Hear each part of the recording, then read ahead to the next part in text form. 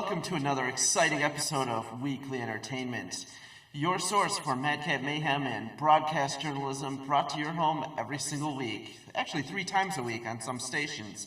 Thanks for joining us, and welcome back for another week of madcap mayhem and broadcast journalism.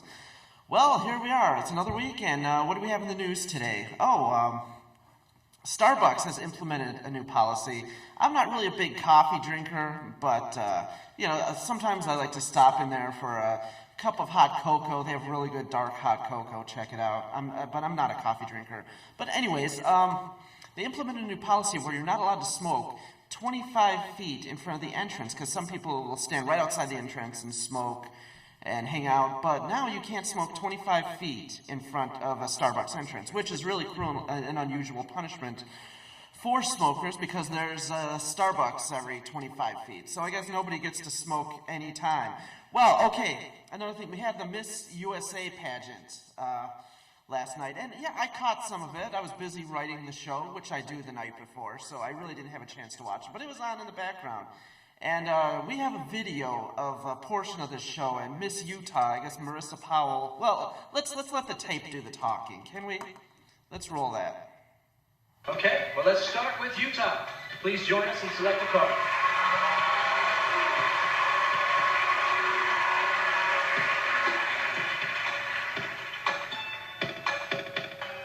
Judge number 3, Nene Leakes. Your question, please. A recent report shows that in 40% of American families with children, women are the primary earners, yet they continue to earn less than men. What does this say about society? I think we can relate this back to education and how we are continuing to try to strive to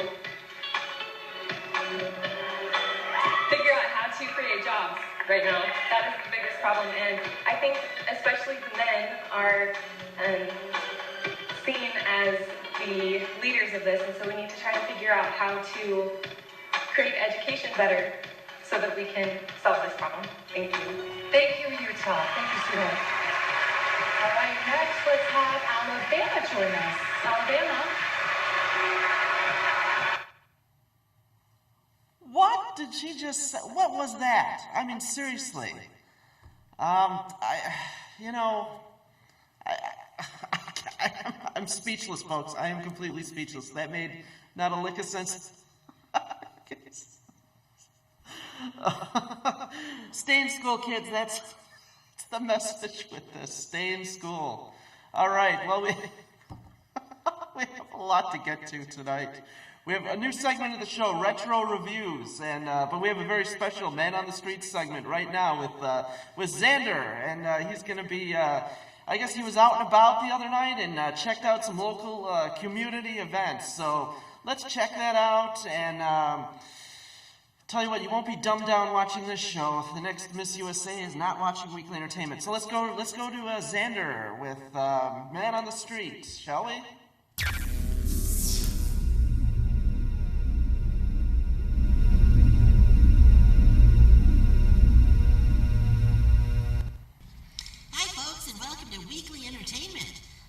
I'm really excited because I'm here in Southgate, Michigan to check out the Heritage Days fireworks.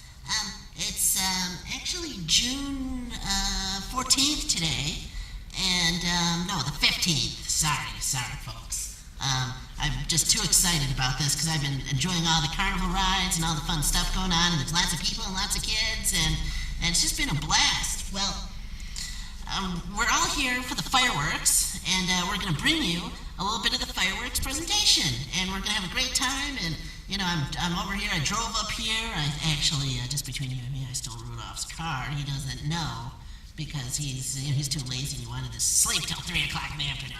So yeah. But anyways, we're here in Southgate, Michigan for the Heritage Days fireworks. So let's go check it out, shall we?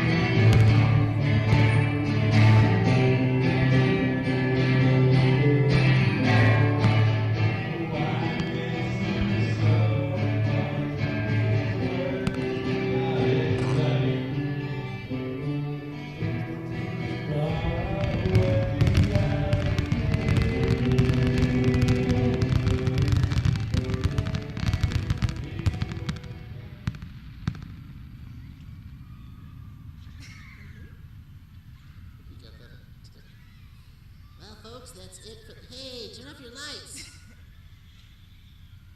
People, look, now he's going to back up. Look at this turkey. Look at this. Inches from our face. I swear to God, folks, that's 6 inches from my face. Learn how to drive. Okay. Well, folks, fireworks, and we almost got run over by a car. I hope you enjoyed the evening. And look at everyone leaving. Here we go. All the cars. Hopefully we won't get killed on the way out. And join us again for more weekly entertainment, your source for Madcap Mayhem and broadcast journalism. This is Xander reporting live from Southgate, Michigan. Goodbye. Tune in for more Madcap Mayhem and broadcast journalism. Hey, hi, how you doing? Did you have a good time? Cool. See, everyone had a great time here. Well, we'll be right back, folks, and stay tuned for more weekly entertainment. Good night. Okay, thank you, Xander, for that, and Project Mayhem Effect for the music for that. As a matter of fact, that's a great band because I'm in that band. I play guitar. But anyways, now on to another segment of the show. This is the Retro Review. This is going to be really a lot of fun. We're going to try to do this every week. We're going to talk about something from, those of you watching who are my age, and if you're also a basement-dwelling comic book sci-fi geek like me, you'll appreciate this, because a lot of folks like to talk about new movies that could come on here and talk about, Superman, the Man of Steel, or Grown Ups 2 or something like that. But no, let's talk about something that we all fondly remember. And this first one, it's definitely my favorite. It's one of my favorite movies of all time. It's definitely my favorite of the series. This is Star Trek: The Motion Picture. This came out in 1979. It was almost a 15-year gap between Star Trek, the original series, and Star Trek, the movie.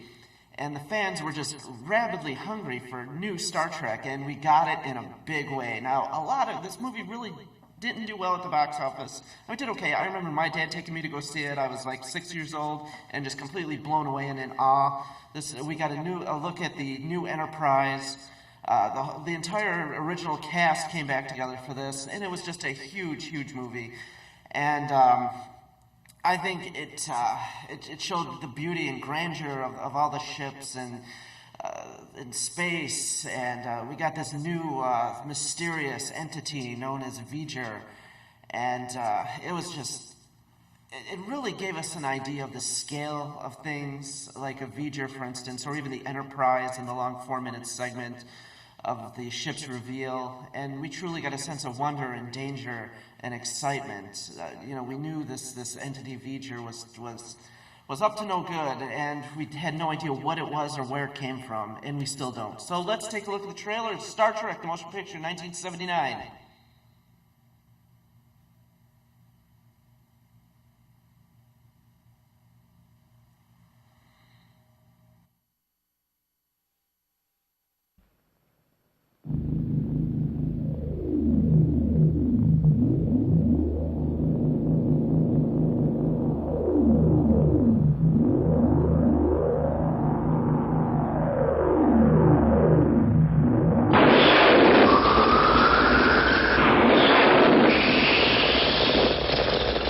Travel forward with us, 300 years into the future, to confront the greatest mystery ever to threaten mankind. We are aboard a huge starship called the Enterprise. This is the return of Captain Kirk. An alien object of unbelievable destructive power is less than 3 days away from this planet. Mr. Spock. I offer my services as science officer. Dr. McCoy. Scotty. And joining them on their mission, Commander Will Decker and Navigator Ilea. I'm sorry. That you left Delta for? Or that you didn't even say goodbye?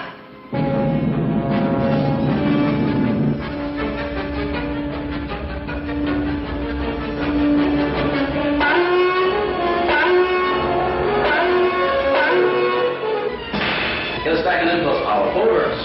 Wormhole distortion has overloaded the main power systems. Delay set. Phaser order.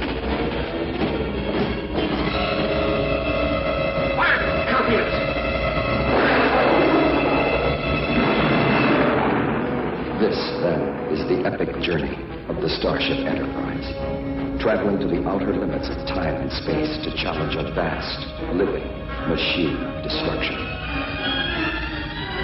The human adventure is just beginning.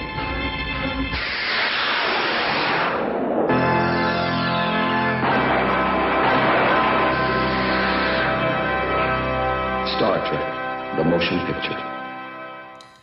Was that cool or what, folks? You know, I have never seen that particular trailer before, and I have to say I've got goosebumps. That's really exciting stuff. I know what I'm watching tonight. I'm going to get a big sloppy Jets pizza, and I'm going to watch Star Trek: The Motion Picture tonight. Just shows you what kind of social life I have too. But, anyways, I think that movie perfectly captured the spirit of science fiction.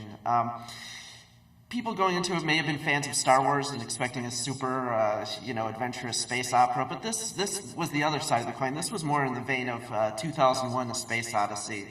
I guess we can call it hard sci-fi, and I thought it captured it absolutely perfectly. Just some of the shots of the reveal of the Enterprise, and just it's the first time we ever truly got a sense of scale of it, how big the Enterprise really is. I mean, on the original TV show, it was basically a lot of stock footage. I mean, if you go and look back, a lot of the scenes were reused over and over again. And as a child, that frustrated me too. Battlestar Galactica was notorious for that as well. It's like they only shot about six or eight shots of the ship and just reused them throughout the whole series. And that's what they did with the original Star Trek. So this was a look at the brand new Enterprise in all of its glory, designed by Andrew Probert, and I would love to have him on the show sometime. I'm actually going to try to get Mr. Probert on the show to talk about the Enterprise refit, which is one of my most favorite spaceship designs ever. A lot of the naysayers said that this movie was slow, it was boring, but if you look, I know I'm going to get hate mail for this, but if you look at even the original Star Wars, a lot of the action doesn't even happen until they get on the actual Death Star, which is 3/4 of the way into the movie. So The Empire Strikes Back is just as slow, if not slower, than Star Trek: The Motion Picture. I mean, until we get to Cloud City, nothing much happens. It's a lot of exposition and dialogue. So, I mean, if that's your forte, then I think Star Trek: The Motion Picture is the best out of the series. But again, that's just my humble opinion. But also, one of the things was really exciting at the time, because I remember all this, was merchandising. Star Wars did it, and so did Star Trek. I mean, we have some of this cool stuff here right now. They came out with the action figures. Here's Dr. McCoy and Scotty. And they had this size, and they had the bigger plush dolls. Here's Kirk and Spock. I mean, how cool are these? I mean, these were mine. I actually had these and played with them as a kid. And this is really cool. Here it is, the Starship Enterprise. This was made by South Bend. And you could actually take this apart. Let's see if I can do that. And this was a really fun toy, ladies and gentlemen. If you can find one of these on eBay, I'd highly recommend it. But you could take it apart and make different variations of your own starship. So there you go. Look at that. A brand new. You get a whole new cool ship. This is kind of like a Saladin class if you played the old FASA role-playing games. But anyways, we got comic books. This actually has scenes that were not in the movie. So check out the Star Trek: The Motion Picture comic book. And last but not least, here's a Star Trek, William Shatner, Captain Kirk, Halloween costume. I mean, how cool is this? Look at this. You know what? This actually gives me an idea. Hey, Xander, can we get Xander here in the broadcast booth? We're going to have Xander try this thing on. And look at that. Day-glow colors. You got the USS Enterprise and Kirk and Spock. And it's just, they had some really cool marketing. And I even I remember drinking orange juice out of the Star Trek cup here. So, well, folks, that's it for tonight. And we got Xander. Xander, you are trying that on. Okay, I don't care. I'm not calling your agent. We'll be right back, ladies and gentlemen.